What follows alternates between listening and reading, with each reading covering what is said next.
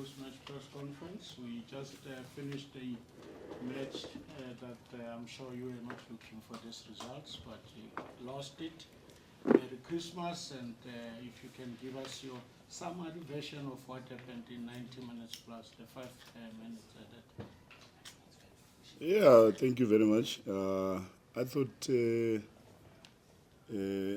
we had a very good start in terms of our shape, in possession and out of possession. We didn't give them much space and time, to play, especially in the pockets where they usually try and get, play in those pockets. So we closed our space very well, and we had a lot of moments as well, going forward, especially on transition.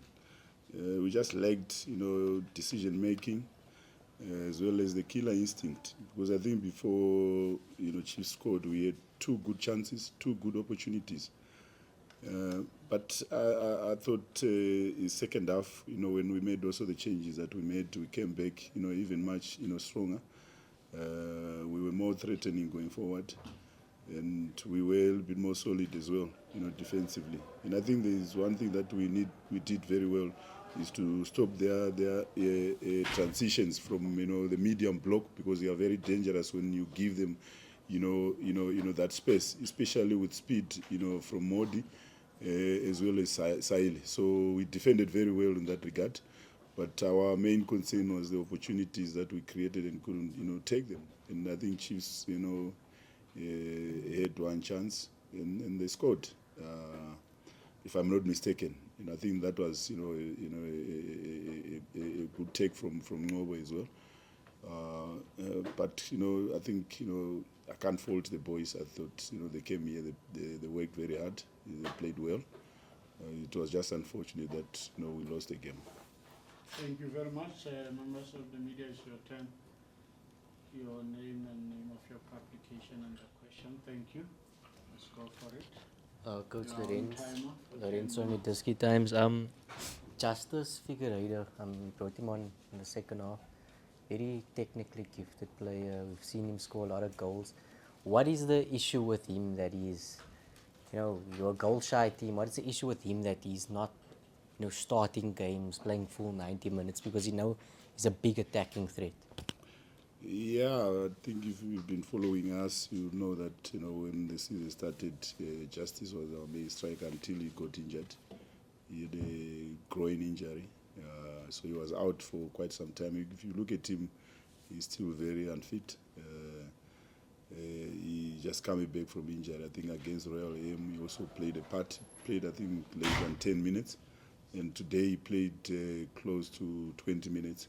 So we're just trying to build his match fitness, because it's also very important, to us, especially in attack. He can play as a striker. You can use him, wide as well. So you saw when he came on, he gave us that, balance in terms of going forward, that quality that we were probably lacking, and he gave us that. So we're quite happy that now he's, getting back to his full fitness. Okay, let's go. Kaitano, 2023 is, you haven't been here the whole year, but it's been a horrible year for Spain. Third place this time last year, the whole season. Is there a sense in the club, like, just get this year out of the way, play that last game against Swallows, and then look ahead after the Cup of Nations to like a whole rebirth? Is that kind of how you're trying to program it? Yeah, most definitely. I think if we look at the team, we need maybe a few additions in certain areas for us to be really competitive. So also that's the thinking, that probably we need maybe 1 or 2 additions into the team, especially in attack. We're really lacking there, not really scoring goals. So that's one area that we also need to try and look at, as well as midfield, to have that bite in midfield. And hopefully we'll be able to find 1 or 2 additions into the team. Yes, Coach Vela from the CBC, just to continue from where Mark was also asking in terms of also what you're talking about in terms of looking. How would you term? How do you look in terms of the club structures? What is there? How do you monitor? Do you have scouts? And what are the areas where you really look at, especially for not players who are just going to come here and make numbers? Yeah, I think if you look at the team that is playing now, I think it's the same team that played last season. So maybe apart from Lucky, but I think the majority of the players are the ones who were playing last season. There is also a few additions in the team, like youngsters like Tulani Gumede, Luandile Mabuya, as well as Nkosi Ndaba. So those are players who are playing in the DDC. So we had to try and bring them into the team because we wanted to to have more options, and I think they've done well. But in terms of the spine of the team, probably that's where we need to try and be a little bit more solid. If you look at even at the goalkeeping department, we have changed a lot this season, which is not healthy as well. Especially in that department, you need a little bit more stability. So there's been a lot of changes because of injuries. Sorry, Coach, my question was more about the methodology of looking. How is the club structured in terms of, do you have scouts and what are the target areas? Yeah, look, we have, but at the same time, I think we've got to look at the club as well. We don't have those resources that we can be able to bring in a lot of people that can be able to do that. So we've got the technical team that also doing that, which is very important. There's Coach Gumede, there's Coach Kano. So we're trying to make sure that we can be able to improve the team, with the little resources that we have, and I think we are doing well. Going.